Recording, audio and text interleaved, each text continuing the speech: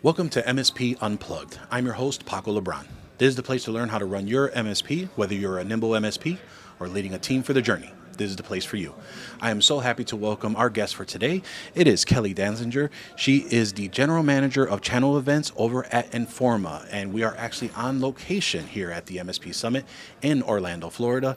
Kelly, thank you so much for joining me today. How are you doing? Oh, it's great, Paco. Thank you so much for having me. I'm doing great. Awesome, awesome. And how's the event going so far? Absolutely incredible. That's awesome. Yeah. Perfect. We had the opportunity to get you to sit down. Super excited to dive into a little bit. We've known each other for a few years, but this is the first time I've had the privilege to be able to interview here on the podcast. Why don't you tell us a little bit about kind of what we call your superhero origin story, your intro to how did you come from just finding your way here over to Informa? Oh, absolutely. So yeah, it's been a wild journey. Going to school as a communications major, never even knew what a trade show was, nor did I know what the channel was. Okay, let's be honest with that. So I've been doing live events now. Now I'm going to be dating myself for about 30-something years. So we'll leave it at something. Okay, 30 plus. And I had stumbled into that accidentally, and got into a customer service role right out of college in events, and then somehow stumbled into sales and kind of found that was my sweet spot. So I've worked in a number of different industries doing trade shows. And then 12 years ago, kind of leapfrog forward, I found myself here at Informa. And at the time, it wasn't Informa. I came from the Penton side of the business. Okay. And there was a media business at the time called 9 Lives Media. And they ran MSP Mentor, The VAR Guy, and Talking Cloud. So I came in, and I had been, a VP in my former company. And I wanted to learn digital media because I had never sold digital media before. So I'm like, I need a new tool in my belt. So I took the job at 9 Lives Media, selling those 3-channel digital media brands, and really fell into it. And leapfrog forward, we ended up coming together, getting acquired by Informa, and we ended up at that point moving in with the Channel Partners, well-established Channel Partners Conference and Expo team, and I somehow got put into the role of overseeing sales for both the media and events, just given my sales background and my trade show background, which was an amazing opportunity. And coming together with the Channel Partners side of the business was very different readership, different audience than on the MSP Mentor, VAR Guy, and Talking Cloud side, which then became Channel Futures, right? That was the Channel Futures media brand. And I remember when we came together as the two businesses, one of the colleagues asked me, like, who's your demographic? Like, who's reading your site? Yeah. Who are your top sponsors? And so we pulled that together, and we had one overlapping sponsor client. That was it. Right? Because the Channel Partners business was more towards the telco side of the business, and the Channel Future side was more towards the IT services, and the reader and consumer was an MSP and a VAR, right? And so it was a very interesting evolution, and as with everything within technology, you see how quickly it moves. Those lines started to blur, right? Yeah. And they really started to blur, and we brought the businesses together, and we had over years consolidated the Channel Partners online digital media brand and the Channel Futures digital media brand into one, because again, the lines were blurring, right? And now where we had started with one overlapping sponsor became dozens and dozens of overlapping sponsors, right? And the readers were starting to also be consuming the content coming from both sides of the house. So it's been an unbelievable journey in a 12-year time frame, right? And 12 years is not that long, but I see from where we started together to where we are today has been crazy. And the funny thing is, working in events my entire life, and that's the one thing I haven't deviated from. I may have changed, company and changed focus. Now I'm in channel, I'll never leave, because I say that all the time. I tell people all the time, once you get into channel, people might leave companies, but they never leave channel. It's a really beautiful community that's so tight, and it's like family. So I absolutely love it here. But it's funny, my children are now young adults, and they've all witnessed what I do for a living. None of them are in live events. Now, is that by choice, or they just have found other passions that they have pursued other passions. they're just not like me in Got this it. way, right? Understood. But they know how much I love what I do, so they kind of let me have the limelight in the event space. That's awesome. That's awesome. Now, Informa is a international leading events company, right? Yes. And so, although they're based in the UK, I mean, they have so many brands underneath their umbrella.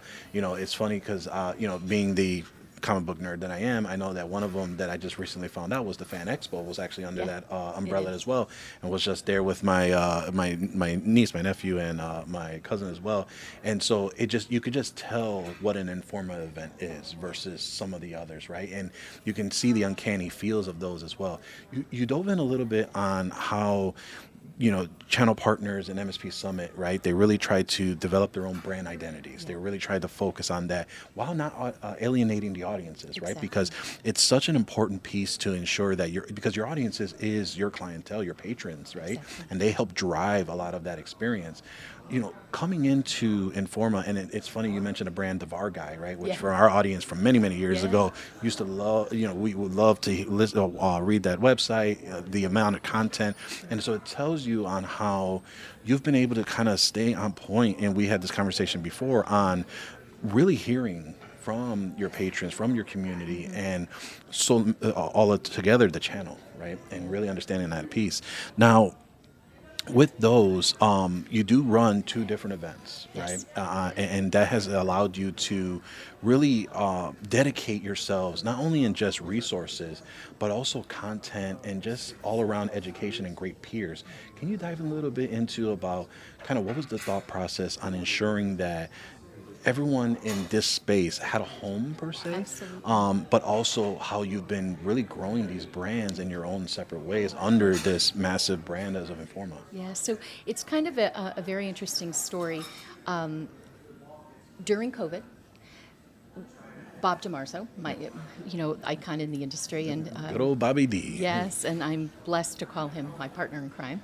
And we really were looking at, okay, we have the big spring event, Channel Partners Conference and Expo, and we have this fall event that has really struggled to establish its own identity, right?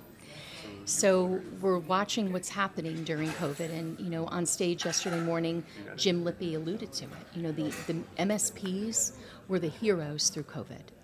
We went from one day where we're all in an office to one day we're all working from home, and the MSPs were those who put on the capes and swooned in and made it all happen to get us all remote.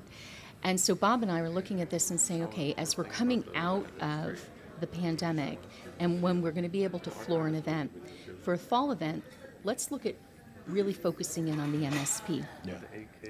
So now we're going through, we're like, are we going to be able to floor an event? Are we not going to be able to floor an event? And we had those dates established in October, late October, early November at the Venetian. And we're like, okay, no one's been able to floor a channel event this year. And we had this opportunity between Omicron and Delta. We're flying in, right? And we can only do one event this year. So let's take our idea on the MSP Summit and let's marry it with CPLV. And for this very one time, we'll hold them together. Yeah. Okay. So we were at we were at the Mandalay Bay that year. That was our last year at Mandalay, and so we have this event. It was absolutely outstanding, and it was our largest event ever. And we're like, wow, it worked. The peanut butter and the chocolate accidentally came together, and we had this amazing event. So we're like, yay, we did it, right? So now we go back and we're like, okay, next year, fall event will be MSP, spring event will be CPLV. But then all of a sudden, a lot of our telco clients and our carriers are saying, you're alienating us. We need, the agents, and now you're not going to include that formula in fall. It worked when we were all together, but you can't do that to us. So we then had to pivot from just strictly focus on MSP, and we did it again, and here we are, back to losing a real focus on that event. The reason we exist is because you cannot stay ahead of all threats. It's impossible to detect every threat out there before it becomes an issue. So what we do is we block by default, and when you block everything by default, it really doesn't matter if it's known to be bad. If it's not on the list, it cannot run in your environment. And that is our core focus. Zero trust principles, block first, limit what applications can do. And the other stuff, yes, we chase the threats, we hunt the threats, we do everything else, but that's the backup. The core of ThreatLocker is zero trust. The team is the real part of it. Cyber heroes, we call them, and they range from everyone from the marketing department right through 24-hour, 365-day-a-year support to our clients, which is less than 30-second response time. We've got some of the most advanced threat intelligence team, advanced development teams in the world, and we're constantly hiring and growing that team. And that's what allows us to deliver the best service. So as we spring forward, as we're preparing for the 24 event, Bob and I are like, and the team, we have got to shake this thing up, rip it down, and start from scratch, right? And with guidance from our advisory boards, and we have outstanding advisory board. They're like, our MSP advisory board is like, folks, you need to double down and focus on MSP. So last September in Atlanta, it was strictly MSP Summit, and it received an outstanding response, which then propelled us for this year to continue that this is our fall focus. We're doubling down, tripling down into MSP. And this event right now blew away every single benchmark, every goal that we had for this event on the amount of sponsors to this event, the amount of exhibitors, the amount of attendees, the amount of revenue. Okay. We blew every single benchmark through the roof, to the point that I run the business. I see what the floor plan looks like, but it wasn't until I walked on that floor yesterday that I went, oh my gosh, this is huge. Yeah. It's huge. And getting on stage yesterday with Bobby doing the opening keynote, and the keynote room was packed, standing room only. It's amazing. It's overwhelming sometimes when I watch what we've done, what we've achieved, what we've built, and when I hear and talk to the MSPs that want peer engagement. We made sure this event, with all of our sponsors who were doing speeches, I cannot begin to tell you how we educated, coached, had so many conversations. Do not pitch. If you're taking stage, educate. Help them understand, because everything is changing so fast, and AI is dominating everything, right? But AI can take on so many different looks and feels and focus and nuance, and it has to talk to the partners to help them understand. And that's what this has been about. And we also aligned with MSP Ignite for the peer. We have the peer group sessions, and then the peer groups that Steve Alexander and Ashley Lemire are running. But people have loved that because they're getting that peer-to-peer engagement consistently. So it's been an amazing journey and evolution. And then tonight, we have the honor of all honors of the MSP 501 Gala.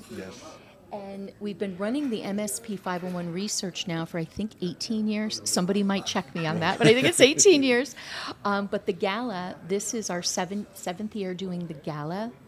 And I owe props to our good friend who many people know, Rob Ray, who's at PAX 8. You know, Rob came to me about 8 years ago and said, when are you going to take this 501 and throw a party? Like, have an awards ceremony, right? And I'm like, I think it's a great idea, but in order to, when you work for a big company, you want to launch something, you need investment, right? So I need to prove that I can bring in the revenue. And Rob's like, I'll put into writing, what do you need me to say, right? How much do you need me to commit? And then that prompted Jen and Naya from Ingram to say, I'll match that, right? And I went to my boss at the time, and I'm like, I have a couple $100,000 of in writing commitments if you give me the money to do this. So I'm so proud, and I'm so grateful to Rob for kicking me in the butt and making this happen, because here we are, we get this distinguished honor of bringing these amazing human beings who have worked so hard in growing their businesses, from veteran-owned MSPs to disabled-owned MSPs to women-owned MSPs, to bring to minority-owned MSPs to celebrate their accomplishments and their achievements and give them, I've been told so many times, you give us our Oscars. Somebody says that to me every single year.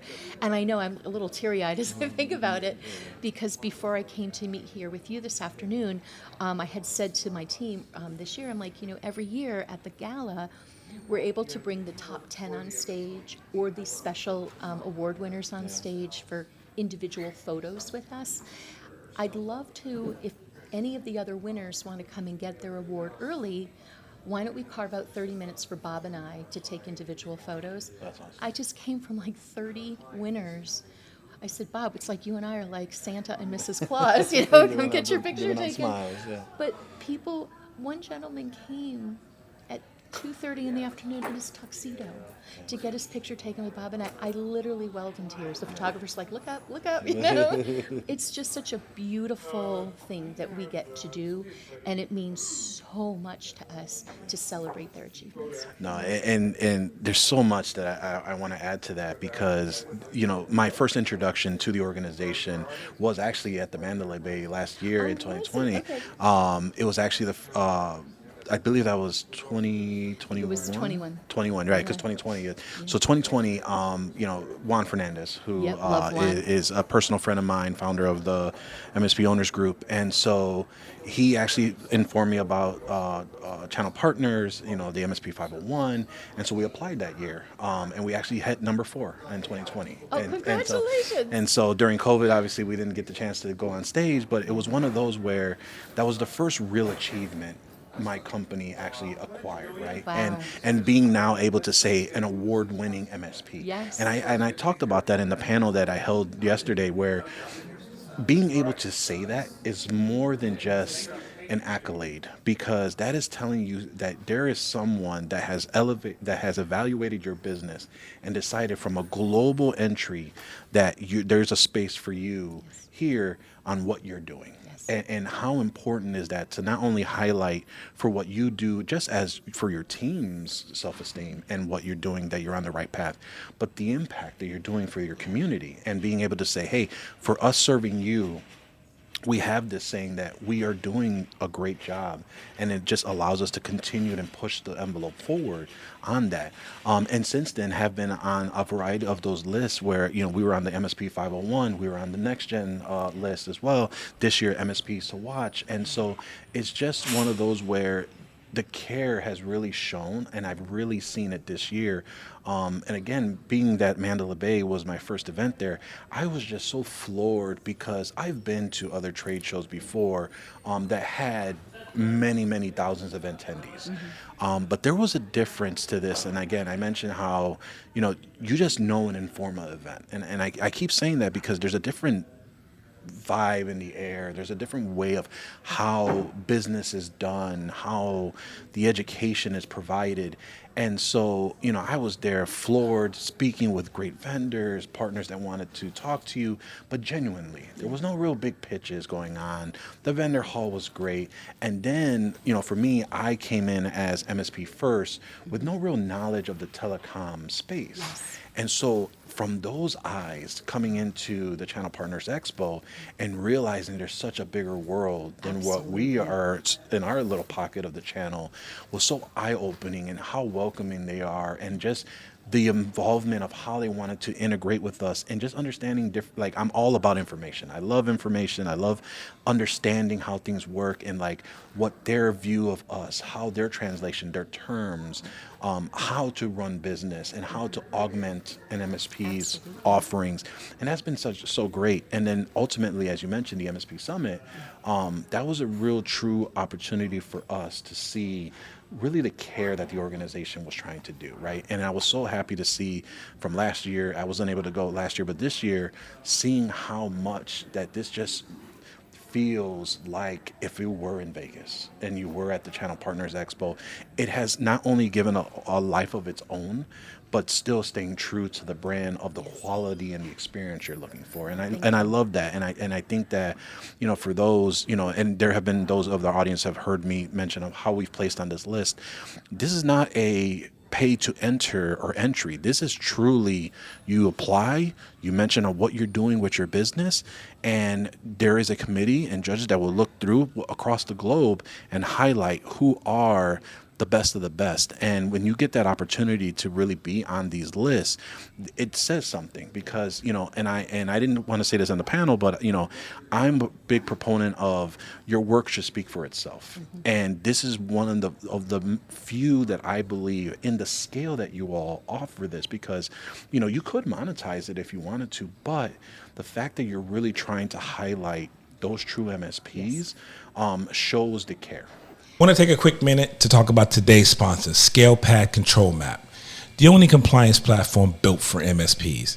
If you're being asked to lead on compliance but not sure where to start, or stuck in spreadsheets or juggling tools that weren't built for you, you're not alone.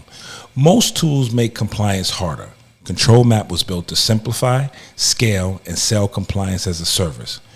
Automated frameworks like SOC 2, HIPAA, and more, cutting the busy work, and gives you everything you need to go all the way to audit. Turn what used to feel overwhelming into a repeatable revenue-driving service. Most compliance tools create work. Control Map helps you build a business. Learn more at scalepad.com/unplugged. Yeah, I mean, what you said, thank you so much for all of that. That means a lot to me. But this whole research report, there's a full-on methodology behind it. Mm-hmm. And everyone's answering the same questions. Yes. Everyone is ranked appropriately and fairly. And this isn't where Bob and I or our board judges, it is based on the numbers. It's based on the information you're submitting and the whole algorithm, speaking of AI, to kind of assess and evaluate. But it really is a very fair and an equal judgment. And no, we do not charge for submissions to this. And so we're able to fund it through the sponsors who are 100% MSP focused, want to support the MSPs. Ingram underwrites it. They have been underwriting the survey, the study, the research report 8 years now, maybe longer. And they also sponsor the gala. And you look at Pac 8's a big sponsor of the gala. We have a number of sponsors of the gala who will all be celebrated this evening. But they are the ones who make it happen and allow us to do this work. Yeah. So it truly is. It's very unbiased and it's very fair. And then the special awards that we have for the fastest growing women run, for instance, right? I was just rehearsing, going through our script for tonight. That's all based upon the algorithms as well. When we start getting into things like Lifetime Achievement Award winners, those are submissions that are coming from our board. Okay. Yeah, and they're coming from our board, and they're coming from our business advisory board too. Folks that should be being recognized for these particular reasons, and submissions come in for that. So that's again not a Bob and a Kelly, right. Picking and choosing. Sure. It's industry. And that information is coming to us from the industry who specifically are working with the partners.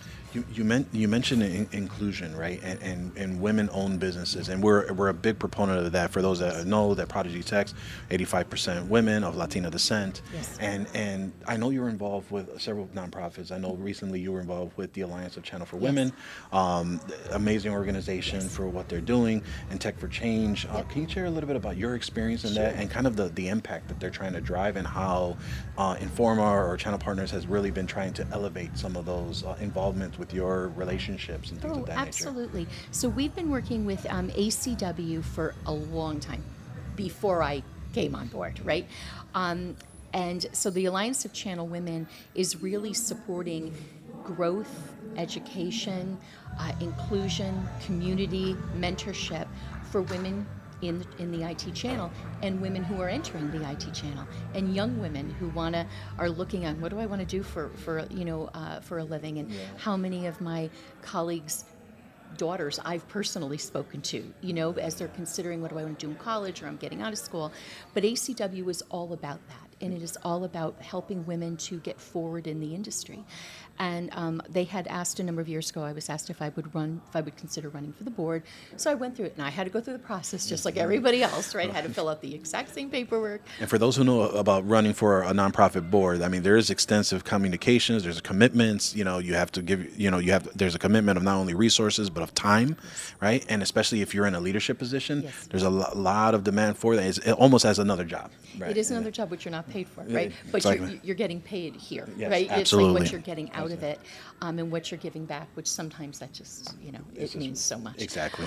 So with ACW, when I joined the board, we had always given them space at our show to hold their networking event, their ACW Connect Live. Yeah.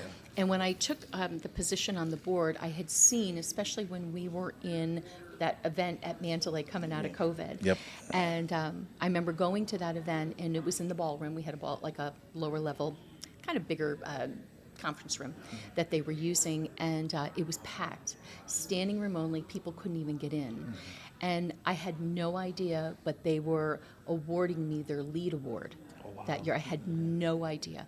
And it's a very coveted award for women in the channel. Sure. And that threw me for a loop. I almost fainted. I truly had no idea. Yeah. And two of my colleagues are like, they're talking about you. I'm like, no, they're not. And then my name gets called. I'm like, oh my gosh.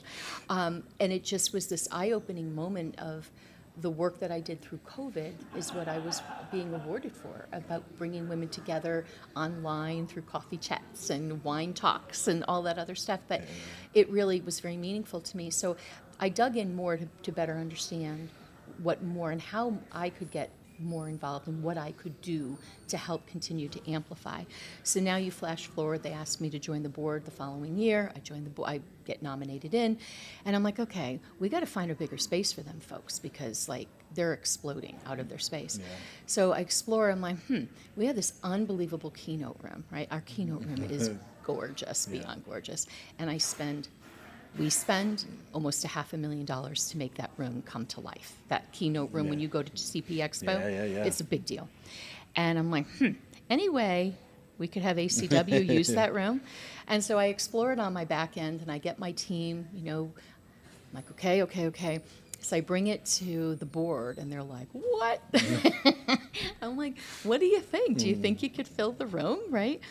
So now that's where they live. Their ACW Connect Live lives on this Channel Partners Conference and Expo keynote stage in Vegas every spring, and I'm very proud of that. And I love to watch it grow, and I see members bringing their daughters now, and everyone's dressed up in gala wear, and they have a theme, and it's such a beautiful event, and it's about women helping women. So I'm, I'm not on that board anymore. My time had come, but I still support it 150%.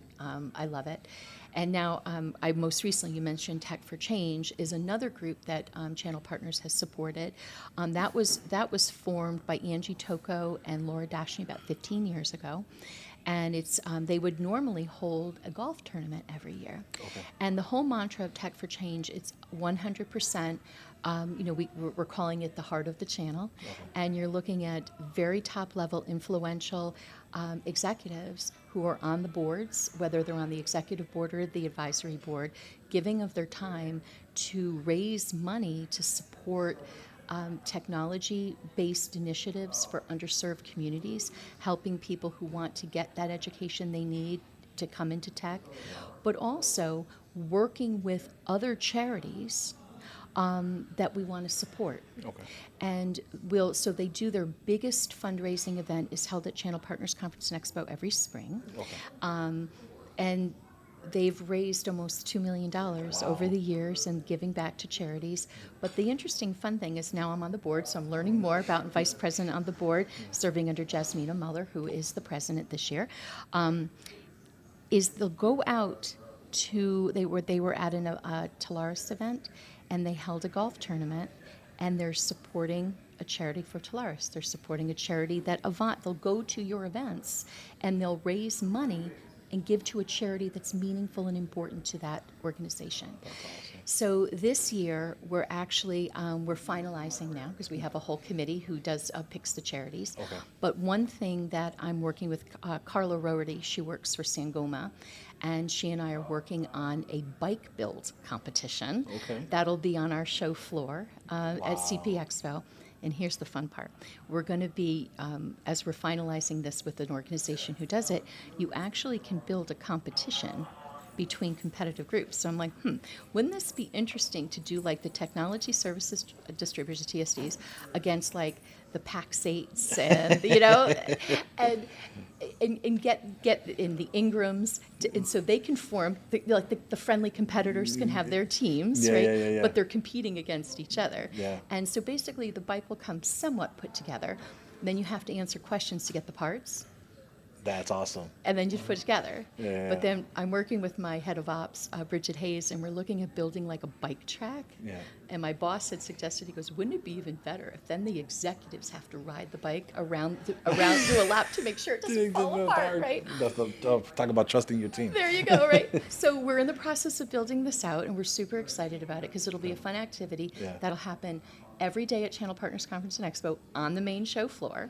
And then on Thursday morning, the highlight will be is the executives who are on the teams, they'll get to award the bike to a deserving child. That's awesome. So yeah, we're working with, we're working with what that charity group is going to be within Vegas that we're working on. But so stay tuned on that. But that's so awesome. Super excited. So I love the, now that I'm involved, I've gotten involved in ACW, and I'm involved in Tech for Change. I love them both. They are doing amazing, selfless work by people like you and me, right? Who are part of this and just want to do more and to give back and use our experience and our influence to help others.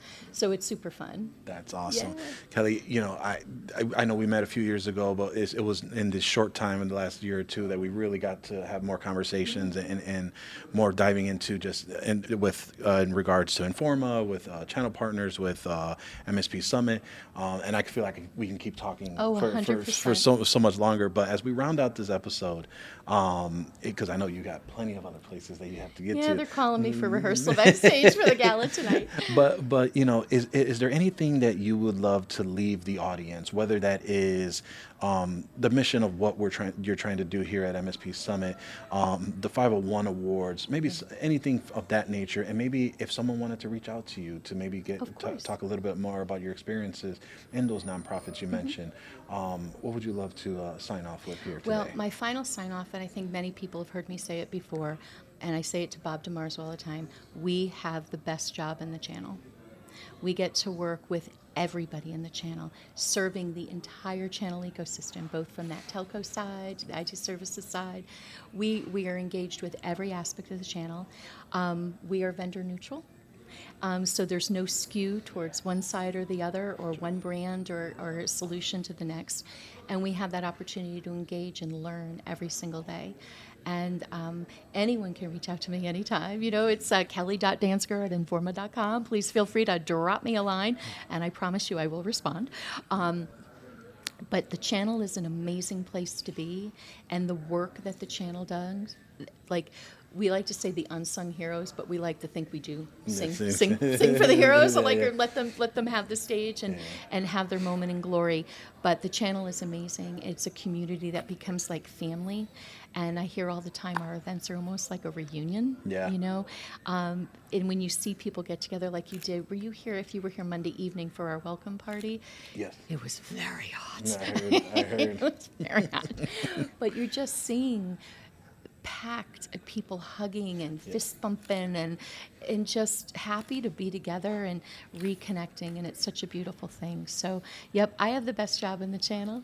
The best job in the channel serving all of you. That's awesome. I'm very grateful for it. That's awesome. Well, Kelly, I really appreciate you coming and talking a little bit about that. And then again, we will have all this information in the show notes. Please engage. This is an amazing community. I'm glad to have been a part of it for so many years. They're very gracious. They're very welcoming, and I love being in attendance and being involved in any chance that I get the chance for. So And thank you for all tuning in. If you would like to see more of these video podcasts, head over to youtube.com/MSP Unplugged. Like, subscribe, hit that notification button, and you'll be notified when a next episode is available. We are also on your favorite podcatcher. If you'd like to take us on the go, head over to MSPUnplugged.com, and you'll see a variety of all the podcatcher apps, most famously Apple Podcast, Amazon Music, and Spotify, to name a few. This is Paco Lebron here on location at the MSP Summit in Orlando, Florida, and we will see you next time on MSP Unplugged.